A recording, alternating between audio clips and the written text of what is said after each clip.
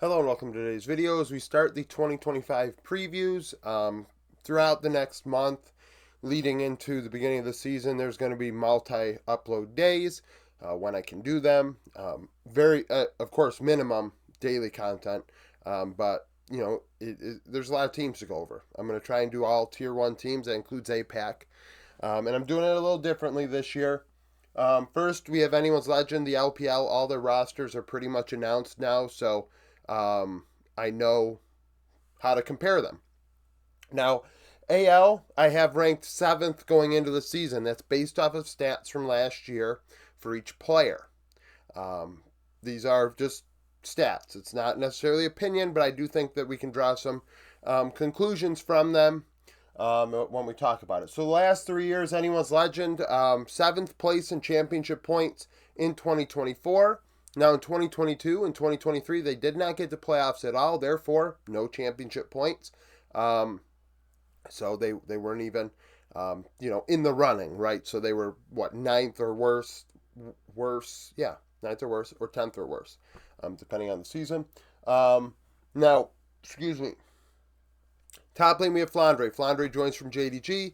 I have Flandre ranked 6th last year in the LPL.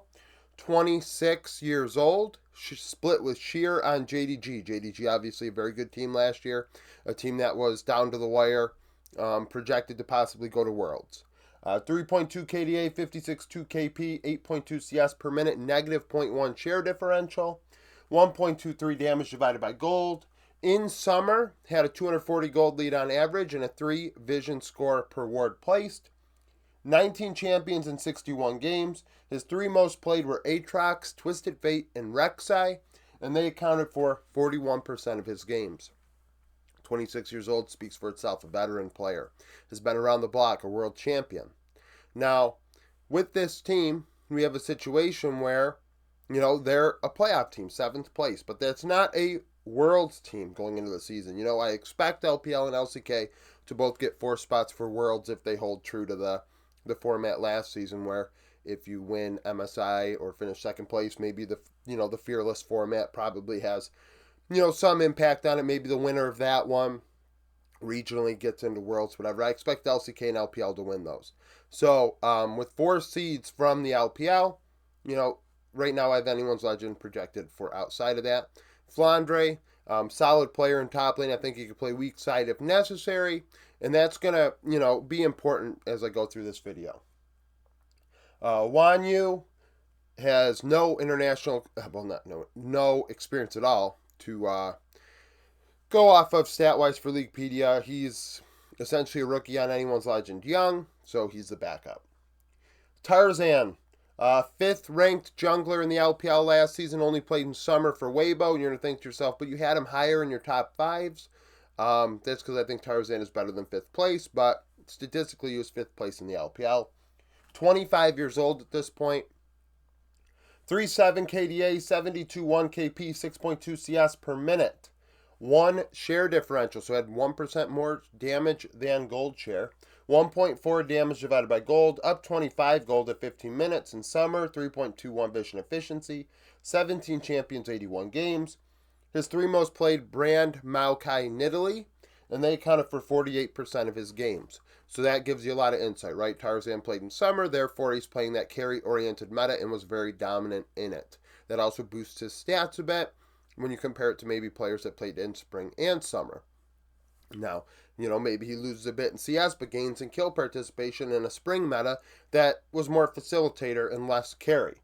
Maybe, these numbers will change a bit. Maybe plays more champions per game because, he played a longer season. But just playing with Weibo in summer and then at Worlds, he was one of the best. I think it's without a doubt. That is a thing. I expect this top side, including mid, to be one of the better ones in the LPL. Certainly upper half, that's why they're 7th. Dante is the backup. Dante has no experience to note. Mid lane, we have Shanks. I rank him 3rd in the LPL statistically. 23 years old. Had a 4 KDA, 65.9 KP, 9.3 CS per minute with Anyone's Legend. 4.5 share differential, which led the team. 1.61 return on investment, which led the team. On average, up 335 gold and a 3.61 vision efficiency in summer, both leading the team. 17 champions in 89 games. Corky, Tristana, and Yone accounting for 44% of his games. Shanks, with Team we could see he was a very good player. He goes to anyone's legend last year in that roster. Similar to this one, had some promise that we could say, okay, it's going to teeter on the playoffs, and maybe if they have a really good summer or a regional final, they could get to Worlds. I mean, the players are capable of it. And Shanks still is. You're not going to find many players better than him. Not as involved as some other mids last season at only 66% KP, 2 out of every 3. But from a carry perspective, I mean, he delivered. The backup is Ranchin. Ranchin played in 65 games with anyone's legend Young last season. 4.2 KDA, 68 KP, 8.8 CS per minute, 1.6 damage divided by gold. Hope, so this is the bot side of the rift is the weaker part. Hope ranked 11th out of LPL mids last season, 80 carries last season. 24 years old, has been to Worlds with JDG in the past, often known as an inter. 4.4 KDA, 67.6 KP, 8.6 CS per minute, a 2.9 share differential, and a 1.52 damage divided by gold, up 15, and a 2.55 vision efficiency at 15 minutes. 14 champions in 89 games. Varus, Lucian, and Senna account for the most played, 42%. That's why his CS per minute is nerfed, of course, because of all those Senna games. So we take that into account when we think about that number. But in terms of damage, he was the secondary carry on this team. Gold-wise, he may have been the primary receiver of resources. And when I account for share differential on this team, and even including Kale, who's obviously negative because he's a support, we actually have an overflow of share differential, if you will. So when we take Tarzan into account, we take Flandre into account, joining the 3 other Anyone's Legends players, there's about 2% of gold that has to go away. Somebody's going to get less gold this season. There's just too much share differential here. Somebody's going to have to take less resources or simply come through and deal more damage. Something's going to have to happen. The numbers don't add up when you mix in players from other teams, and they have to take on different roles. That's kind of why I said Flandre, in my opinion, probably goes more to a weak side player coming into this season.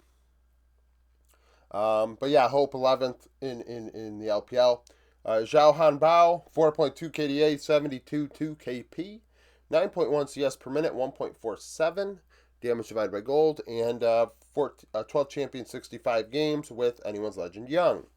Cal at support ranked 9th, 20 years old in the LPL. I thought, I believe Cal's better than the numbers indicate. I sing his praises. We'll see how he does this year. If he still puts up another season like last year, I will probably think a little differently of him and things of that nature. But still, I'm optimistic about him. I think he can be a very good player. 3.5 KDA, 72 KP, negative 6.5 share differential, 0.7 damage divided by gold, up 70 at 15 minutes, a 1.85 vision efficiency, 16 champions, 89 games.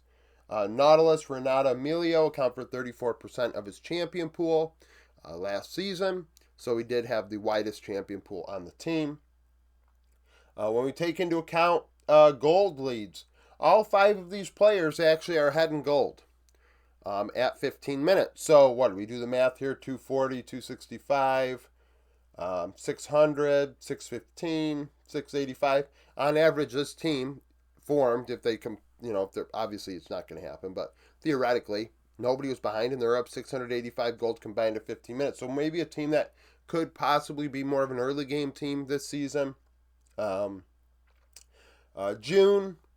2.8 KDA, 74 KP, 0.8 return on investment, 14 champion, 66 games with Thunder Talk Young joining Anyone's Legend as the backup support. Tabe is the coach. Tabe, of course, two-time MSI champion. Very, very good coach, turned around BLG.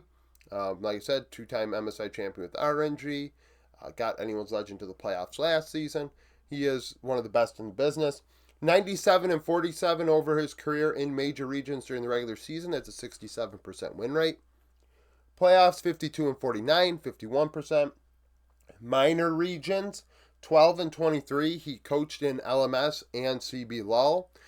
Struggling with a 34% win rate. 32% win rate before going to the LPL and then just finding his way and having, I guess, better players to coach and maybe able to communicate better with players that are more similar to his skill set. Tabe was a very good player in his time.